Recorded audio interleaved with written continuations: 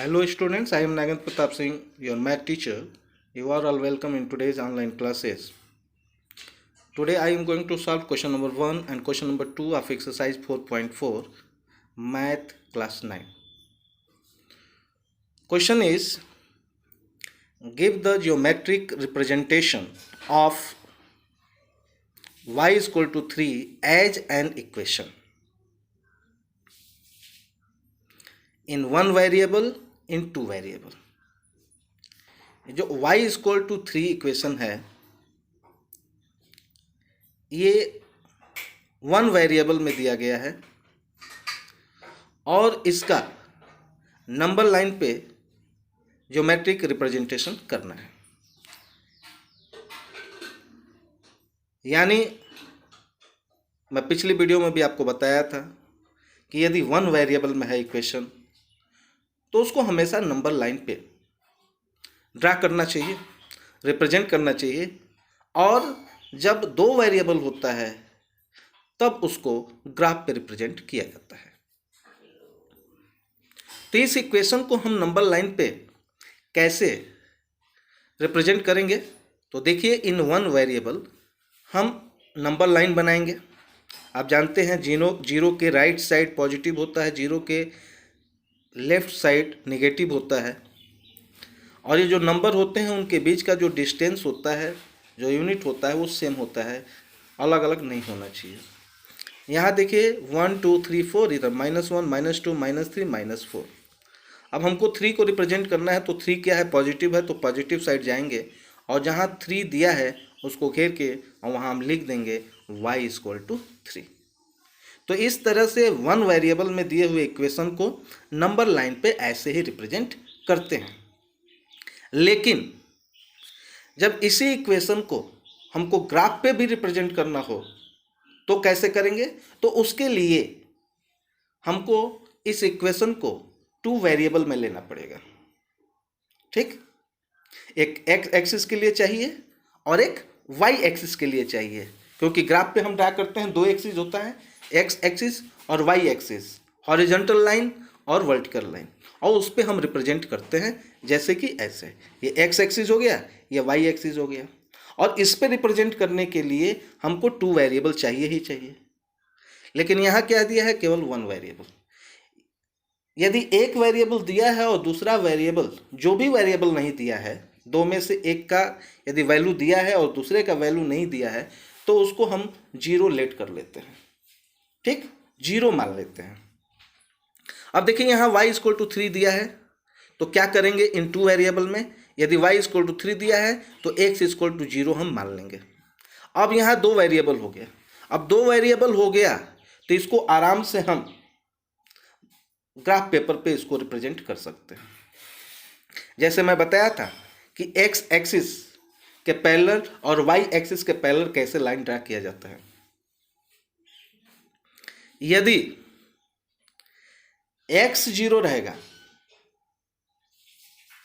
यदि x 0 रहेगा, इसका मतलब यह है कि x एक्सिस के पैरेलल लाइन ड्रा होगा, और यदि y 0 है इसका मतलब y एक्सिस के पैरेलल लाइन ड्रा होगा। तो यहाँ y तो दिया है, x हम लेट कर लिए।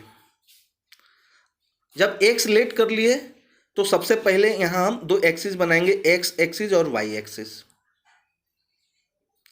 यहाँ यूनिट भी मेंशन कर देंगे। अब देखिए x की वैल्यू क्या है, 0, तो 0 कहाँ है, यहाँ होता है। ठीक, और y का क्या दिया है, 3, पॉजिटिव है, तो हम अप साइड जाएंगे 1 2 3, ये पॉइंट। आप जानते हैं यदि x की वैल्यू 0 होती है तो कोऑर्डिनेट्स y एक्सिस पे लाई करते हैं, यदि y की वैल्यू 0 होती है तो x एक्सिस पे कोऑर्डिनेट्स लाई करते हैं। ठीक इसी तरह से, क्योंकि यदि x के पैरेलल हमको कोई लाइन ड्रा करना है तो x की वैल्यू हमेशा 0 लेनी पड़ेगी। यदि y के पैरेलल हमको लाइन ड्रा करना है, पॉजिटिव साइड चाहे नेगेटिव साइड, दोनों साइड हो सकता है, वो वैल्यू पे डिपेंड करता है कि पॉजिटिव है या निगेटिव है। तो यदि वाई एक्सिस के पैरेलल ड्रा करना है, यानी इसके पैरेलल इधर और चाहे इधर राइट साइड, तो इसमें y की वैल्यू क्या होनी चाहिए? 0 होनी चाहिए, तभी कर पाएंगे, ठीक। और x के पैरेलल ड्रा करना है तो x की वैल्यू 0 होनी चाहिए। अब इसमें देखिए, यहाँ x 0 हो गया, y की वैल्यू क्या है 3, तो काउंट करेंगे 1 2 3, ये 3 पे पॉइंट दे देंगे और यहाँ कोऑर्डिनेट लिखेंगे 0 3। क्यों? क्योंकि x का पहले लिखते हैं और y का बाद में लिखते हैं। उसके बाद स्केल लेके आप एक सीधी लाइन खींच देंगे। क्या करेंगे? एक सीधी लाइन खींच देंगे और यही लाइन x एक्सिस के पैरेलल होगा। तो यदि 2 वेरिएबल में इक्वेशन होता है तो उसको इसी तरह से ग्राफ पेपर पे ड्रा किया जाता है। अब देखिए क्वेश्चन नंबर 2।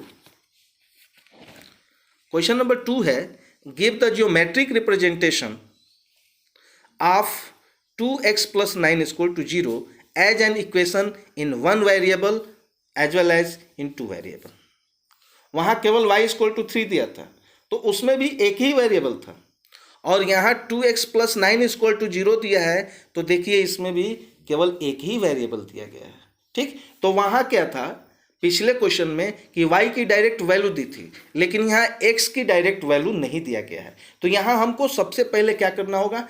x की वैल्यू फाइंड आउट करनी होगी। तो इन वन वेरिएबल में हम कैसे करेंगे? तो इन वन वेरिएबल में हम 2x plus 9 is equal to 0, 9 को राइट साइड ट्रांसफर करेंगे तो 2x इज इक्वल टू -9 हो जाएगा, और x की वैल्यू निकालने के लिए -9 को 2 से डिवाइड करेंगे तो 4.5 आएगा, यानी x की वैल्यू क्या आएगा? -4.5। ये वन वेरिएबल में है, वन वेरिएबल में है तो इसको नंबर लाइन पे ही रिप्रेजेंट करेंगे। ऐसे नंबर लाइन बना लेंगे और लेफ्ट साइड, 0 के लेफ्ट साइड जिधर नेगेटिव पॉइंट्स हैं उधर 4.5 है, यानी 4 और 5 के ठीक बीच में आप ये पॉइंट देंगे और इसी पॉइंट पे आप लिख देंगे -4.5।